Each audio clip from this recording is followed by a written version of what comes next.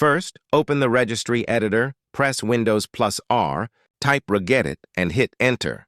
When the pop-up appears, click Yes. In the Registry editor, go to this path carefully.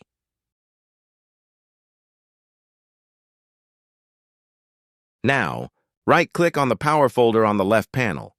Select New, Key, and name it Power Throttling, then click on the Power Throttling key you just created.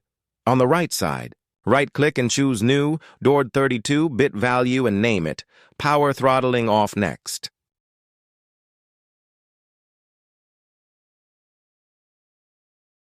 Open your control panel.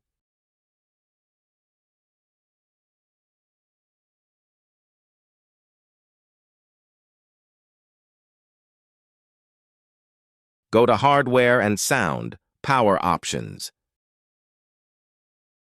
Next to your active power plan, click Change Plan Settings. Change Advanced Power Settings. Expand Processor Power Management.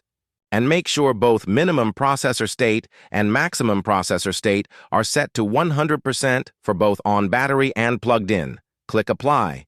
Then, OK. Finally, restart your PC once. Open Windows PowerShell as administrator.press, Windows plus X, and select Terminal, Admin, or Windows PowerShell, Admin. Copy and paste these 5 commands one by one, and press Enter after each. These commands disable CPU idle states and enable aggressive boost mode for both AC and battery power. Restart your PC one last time. And that's it.